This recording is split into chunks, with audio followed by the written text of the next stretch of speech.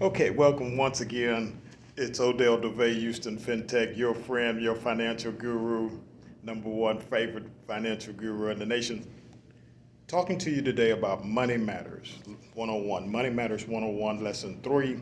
In this lesson, we've gone on before in the definition of money. We've talked about creating a budget, consistent income, generating consistent income, and then creating a budget based on that income at 60%, with the other 40% going to future generations' purposes, or in the case of extreme dire emergencies. Right? So that's going to take some discipline. It's going to take some work. But let's assume that we have that running, that we're in place with that. Now let's discuss some other basic terms that everybody is aware of, but don't really understand how it goes at another level. But we're just going to discuss it here at a basic level. So one of the first things that we hear here, in particular in America, is the term credit, right? Building your credit. So you're a young person, middle person, whatever. But one of the things that we want to do is teach you how to establish credit, how to establish what we call good credit or excellent credit. And so credit is simply the leveraging of future income for present purposes. Right? You may have never heard of it that way, but it's leveraging of future income for present purposes. Okay? So in other words, credit is going to give us the ability to get funds today that we can use for a present purpose based on income, profits, earnings that we're looking forward to receiving on future earnings, okay? So that's what credit is. Now, why is it important to have excellent credit? Excellent credit is just like your word, okay? The stronger your word is, the more I can count on you, the more reliable you are to do what you say you're going to do, the more credible your signature is on an agreement, your word is in an agreement.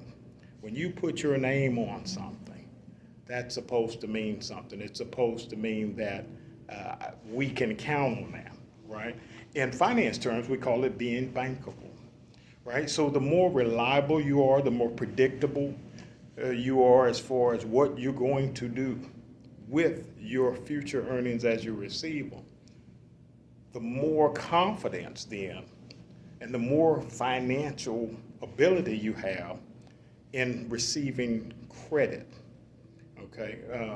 Getting credit, present funds for future, against future income, all right? So credit starts with being a person of character, a person of integrity, and a person of your word. Right? If you say you're going to do something, do it. It's really that simple. That, hey, you're going to have within your ability, because things happen, right? Things in life happen. Sometimes this doesn't come at the time you thought it would. This didn't happen when you thought it would. You didn't get the job you thought you would get. Things can happen. But excellent credit is built on the idea that before you even accepted that credit, before you accepted that present money for against future returns, you took the time to consider what if, right? So one of the biggest things in financial enhancement that I'm going to say to you is that in the exercise of the discipline on the reason for the budget, right? So again, we're going to go to another reason for the budget. Remember, I said the budget is based on 60%.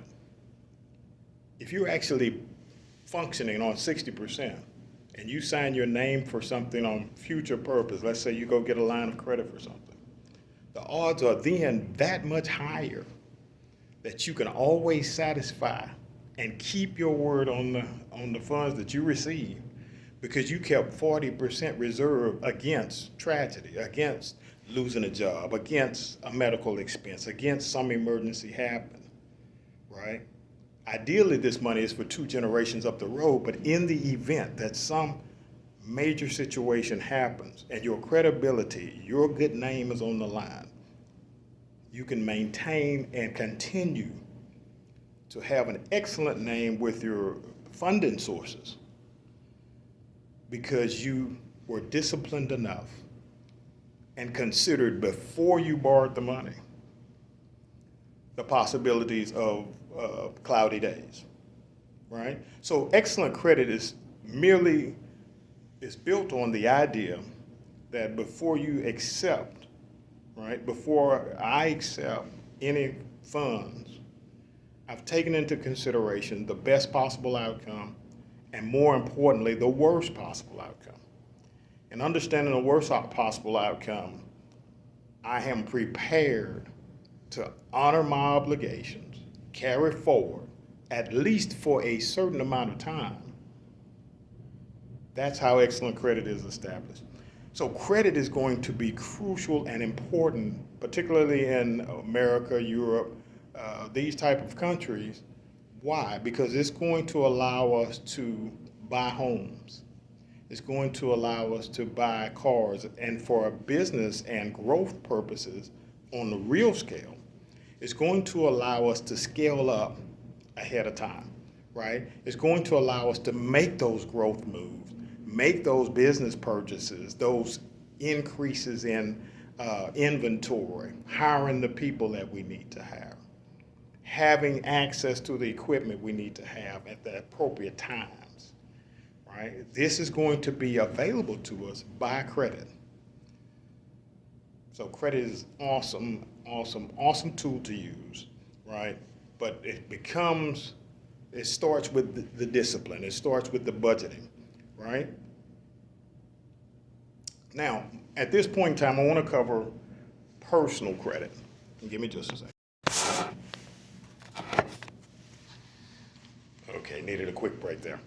Okay, so let's first look at personal credit.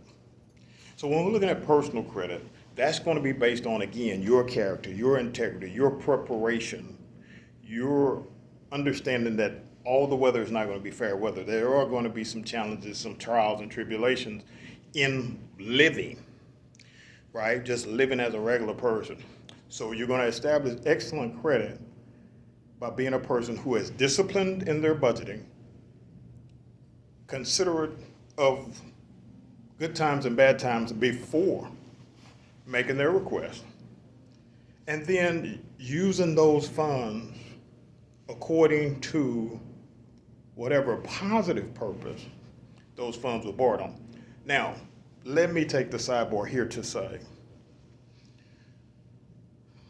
I mentioned buying a car, I mentioned buying a home, but credit is best used, right, when we are going to create a profit, right? Buying a car is great, buying a home is great, and level 2, Money Matters 202 and up, we're going to be talking about really how you buy a car, really how you buy a home, okay? How to use credit, how to leverage credit in ways that are not conventional, okay? The truly wealthy do not think in terms of conventional ways. A lot of times people want good credit, excellent credit, so they can get credit cards to go spend.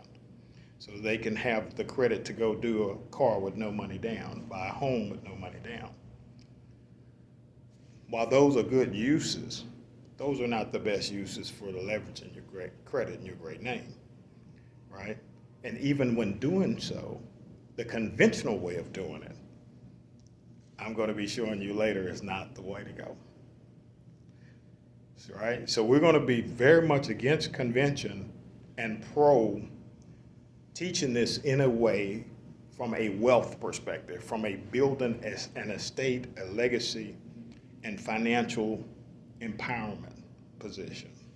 Okay, so we'll be going over that. So in this lesson, we want to just make sure we understand and establish this. You've created, and you're generating an income.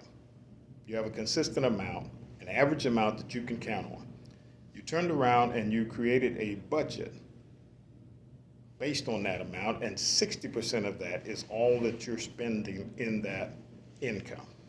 with 40% being reserved for emergencies, but ideally for 2 generations beyond your present. Now we're looking at credit. So we're going to apply for credit based on the idea of establishing banking relationships that we may later leverage. Whether you ever want to open a business or not, it's very a good idea to establish financial opportunities beyond your present income, right? So let's say I have excellent credit, I have a great job, I have no desire to run my own business or do anything where business credit is ever a factor. Why would credit be important to me? Well, credit would be important to me because just in case I have an emergency situation, I have something that comes up that I need to address that's beyond my present income, I can address it.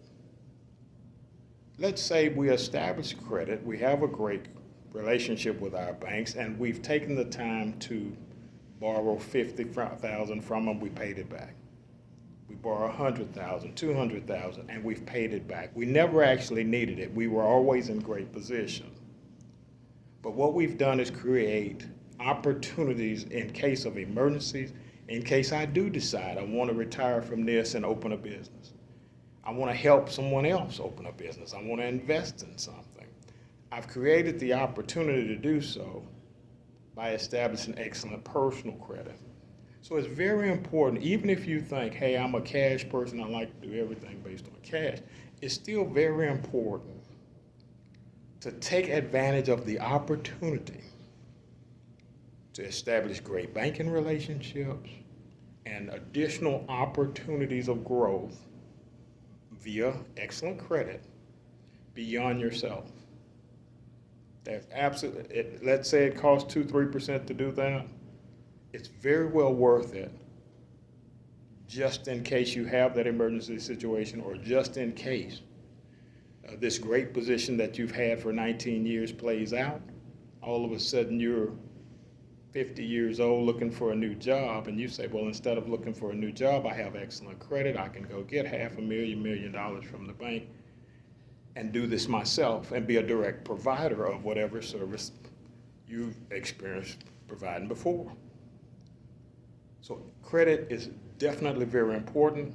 Personal credit is simply a reflection, right? So excellent credit is simply a reflection of how you deal with the obligations that you've established.